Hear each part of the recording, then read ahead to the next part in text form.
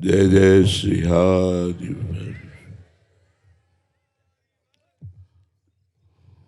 सकल अंग गुणहीन हो,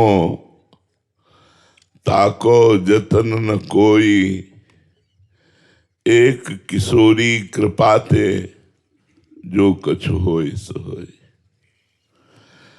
सकल अंग पद विमुख हो, नाथ मुख नाम की ओट लई है तुलसी प्रतीति। एक प्रभु मूर्ति कृपामयी है। सब लक्षणों से हीन हूं, समस्त गुणों से हीन हूं, पर एक विश्वास है कि श्री जी बड़ी कृपालु है, वो हम पर कृपा करेंगे। उसी कृपा बल से हमको नाम मिला है और हम कोई साधन ऐसे समर्थ नहीं देखते जो हमें भगवान से मिला दे। किए है सांख्य योग तो हमारा मुख्य प्रधान साधन रहा है, ज्ञान योग। अष्टांग योग में भी ज्ञान योग का मिलान रहा है। कर्म योग को भी जानते हैं और भक्ति योग में तो है ही। ऐसा नहीं कि साधन पक्ष को जानते नहीं है, पर सब करके और सब जान के अब एक बात केवल आई है, प्रभु मूर्ति कृपामयी है। उनकी कृपा से हमारा जीवन उनके लायक हो सकता है। हमारे में सामर्थ्य नहीं कि चिदानंदमय स्वरूप भगवान के दर्शन का अधिकार और उनकी सेवा का अधिकार और उनके हम लायक हो, नहीं। सकल अंग गुणहीन हो, ताको यतन न कोई। एक किशोरी कृपाते, जो कछु होय सो होय। सो कृपा अति सुलभ नहीं, ताको कौन उपाय। चरण शरण हरिवंश की, सहजे ही बने बना। किशोरी कृपा का भी अधिकार तभी प्राप्त होता है जब हरिवंश महाप्रभु कृपा कर दे। हमें लगता है हम सब पर श्री जी की बहुत कृपा है। परम पावन महामहिम देव दुर्लभ शिव वंदित वृंदावन धाम और सर्व सामर्थ्यमयी निज सहचरी यमुना जी और उनके बिल्कुल समीप बैठ करके हम भगवत चर्चा सुने, ये हमारे ऊपर असीम कृपा है। मनुष्य जन्म ही मिला है भगवत प्राप्ति के लिए। यहां की उन्नति आध्यात्मिक उन्नति है, लौकिक उन्नति का कोई महत्व नहीं। आप यहां के बहुत बड़े पद पर प्रतिष्ठित हुए, राजकाज संभाला और भगवान से विमुख रहे, तो मरे तो आप नरक ही जाओगे। आपके लिए विमान थोड़ी आएगा कि आप इतने बड़े पद में थे तो आपको विमान। देखो, चूक हो जाए तो देवराज इंद्र पद से भी दुर्गति हो जाए। यहाँ के चक्रवर्ती सम्राट महाराज नहुष बहुत यज्ञ की और बहुत पुण्य किया, उसके प्रताप से वो त्रिभुवनपति देवराज इंद्र पद पर बैठे। और जब इंद्र बन गए तो वासना तो बहुत प्रबल होती है ना, तो उनको लगा जब इंद्र बन गए तो इंद्र की पत्नी इंद्राणी हमारी पत्नी होनी चाहिए। भूतपूर्व इंद्र की इंद्राणी हमारी पत्नी होनी चाहिए, क्योंकि मैं वर्तमान का इंद्र हूं।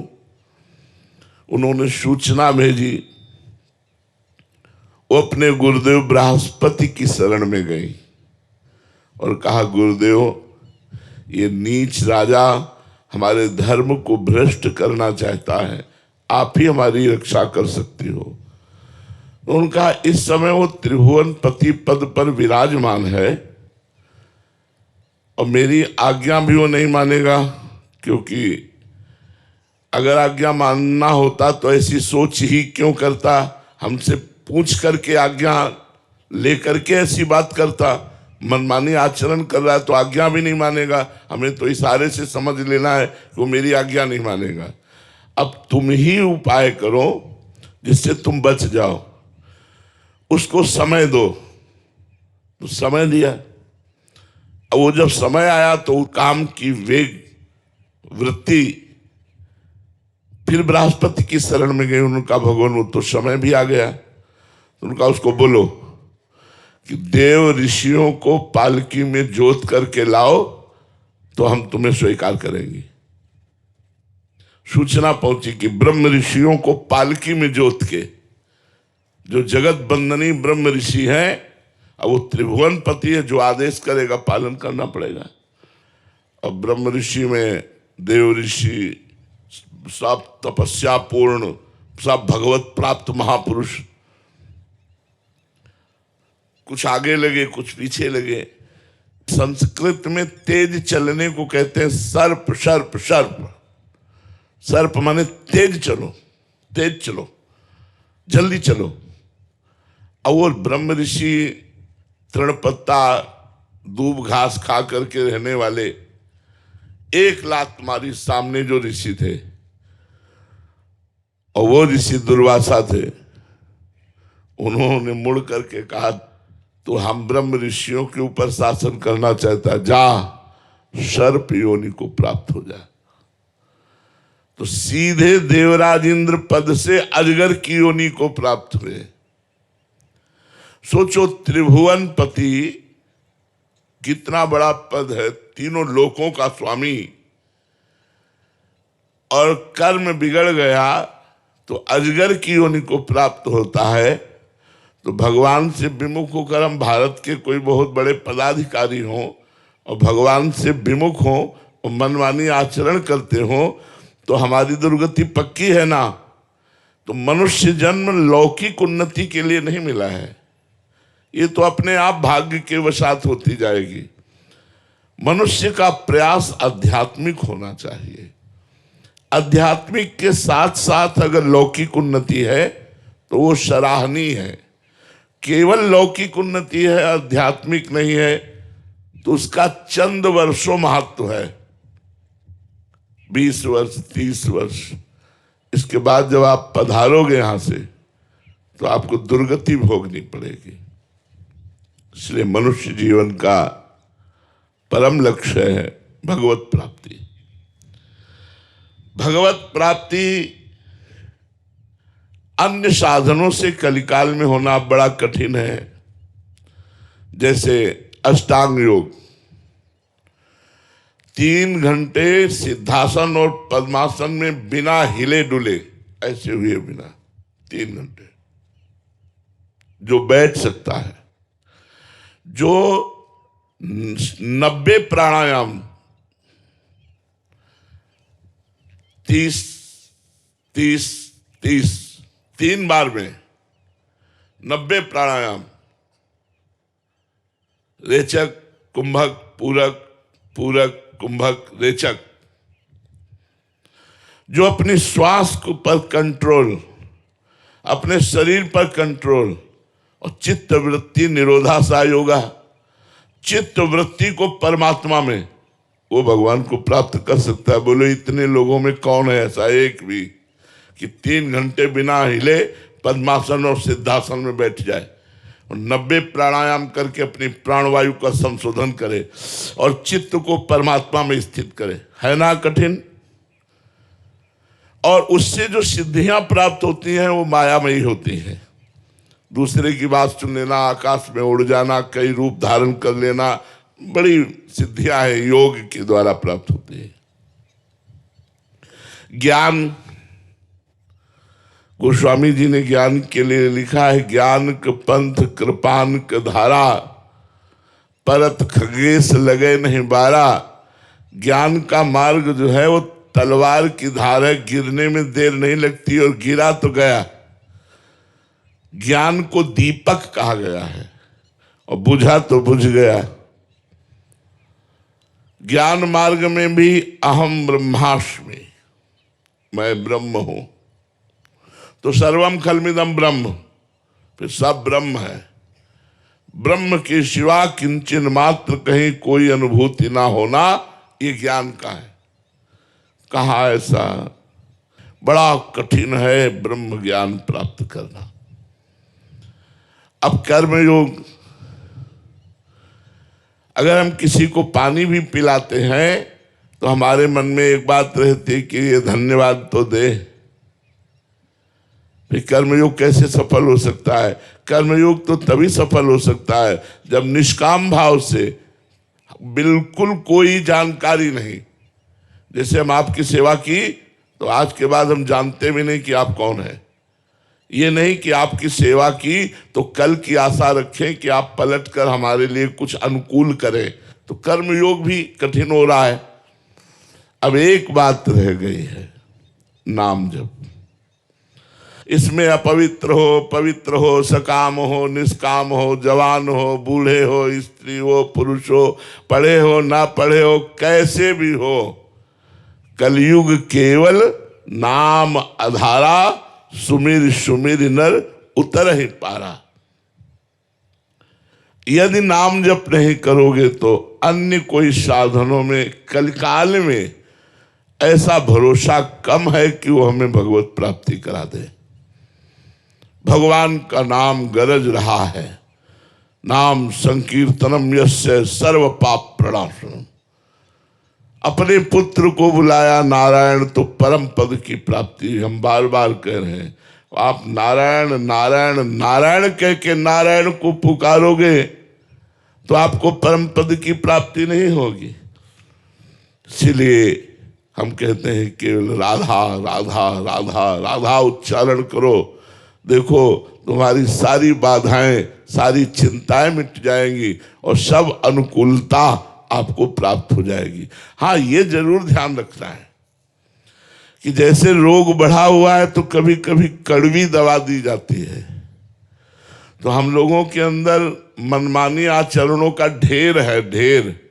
कितने पाप किए हैं, उनको नष्ट करने के लिए थोड़ा दंड भी मिलेगा, प्रतिकूलता भी मिलेगी, रोग भी आएंगे, अपमान भी आएगा, पर यदि नाम जप करोगे तो ये आपको परास्त नहीं कर पाएंगे, ये आपको नीचा नहीं दिखा पाएंगे।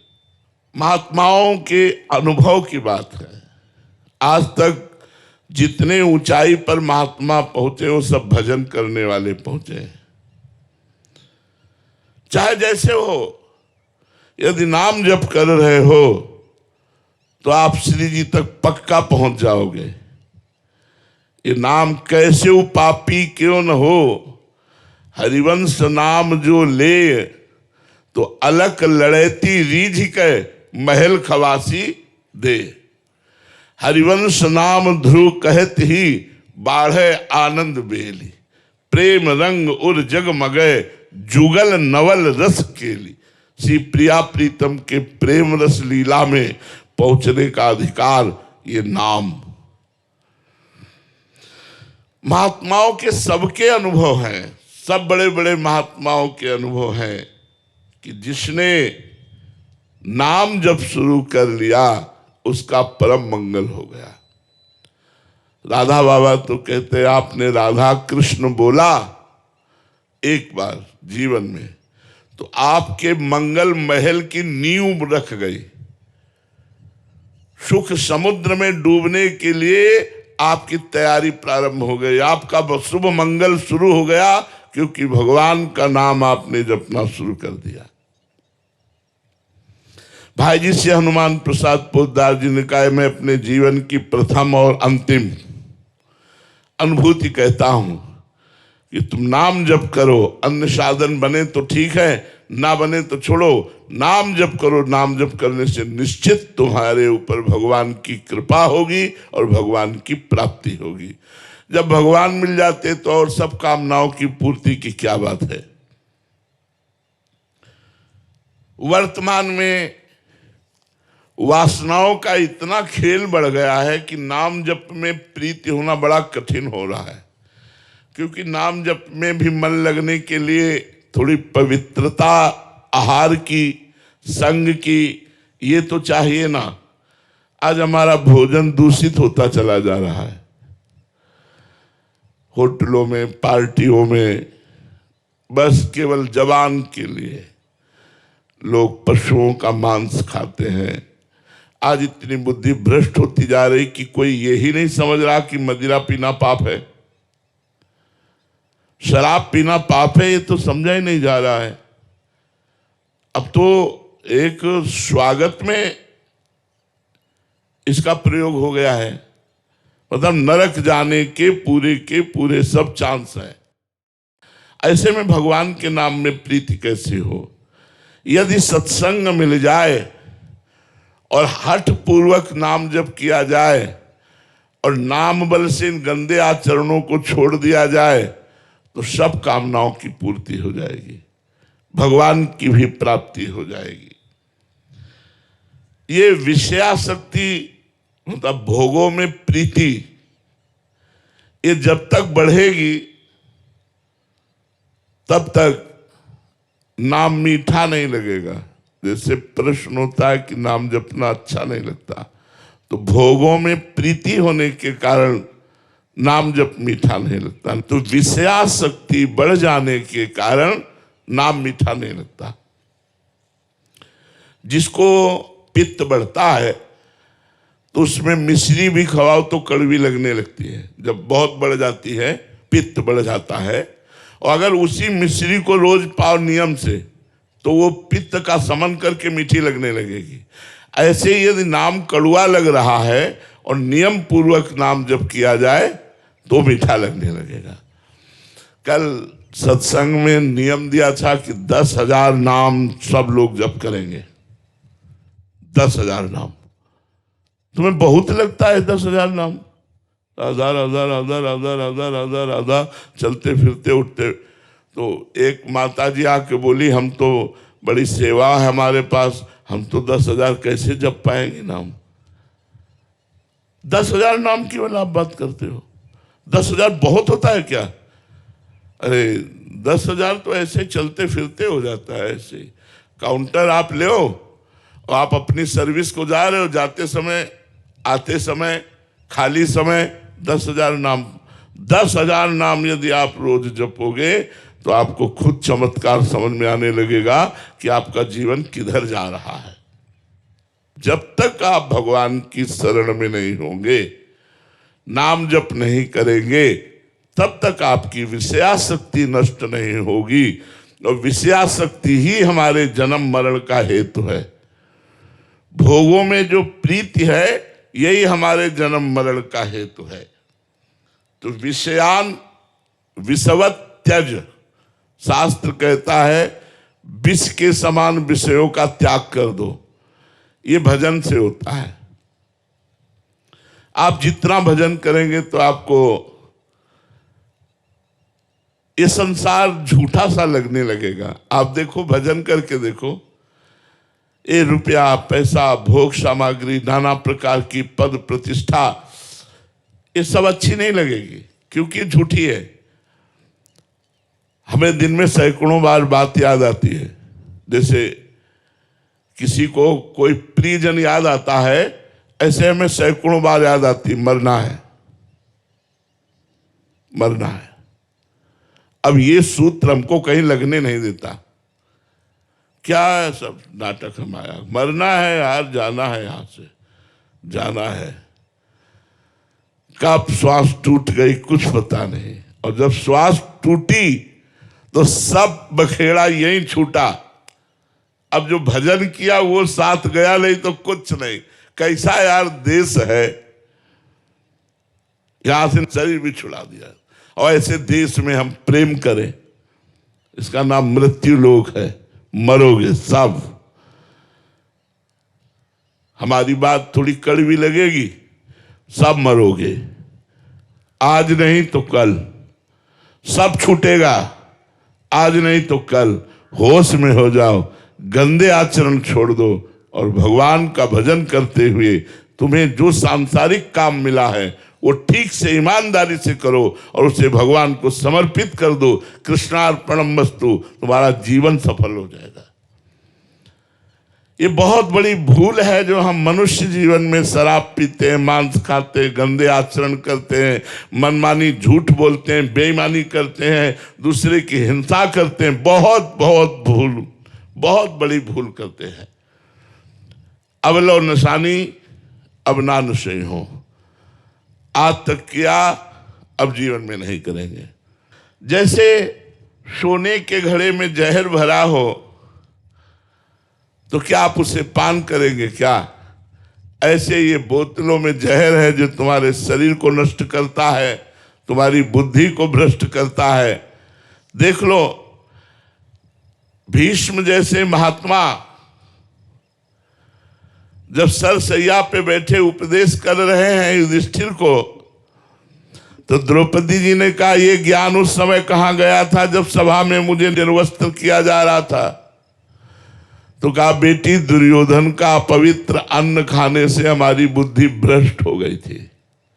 आज 6 महीना हो गए, बाणों के लगे से खून निकल गया, अब मैं पवित्र हो गया हूं। अब जो प्रश्न करोगे सही उत्तर मिलेगा। अगर अन्न दूषित हो तो बुद्धि भ्रष्ट हो जाती, इतने बड़े महापुरुष बोल रहे हैं। और दूषित पदार्थ खाओगे तो तुम्हारी बुद्धि शुद्ध रहेगी।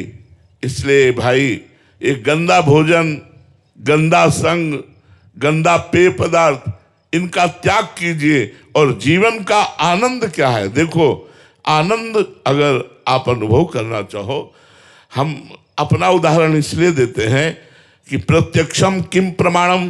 यदि प्रत्यक्ष में हो तो ज्यादा अच्छा प्रमाण समझ में आता है। हृदय नाचता रहता है आनंद से। क्यों? क्यों प्रभु की है। तो क्या तुम्हारे जीवन में संकट नहीं आएगा? हम आपको सूचना दे रहे हैं कि 13 वर्ष की अवस्था से भगवान के मार्ग में तो हमारी ये दशा है। ये दुर्दशा का क्षेत्र है संसार। क्या तुम्हारे शरीर में रोग नहीं आएगा? क्या तुम्हारे जीवन में विपत्ति नहीं आएगी? अगर आएगी तो फिर क्या करोगे? न भगवान का आश्रय है, न भजन बल है, फिर क्या करोगे? फिर तो त्राहिमाम मच जाएगा, हाय हाय मच जाएगा।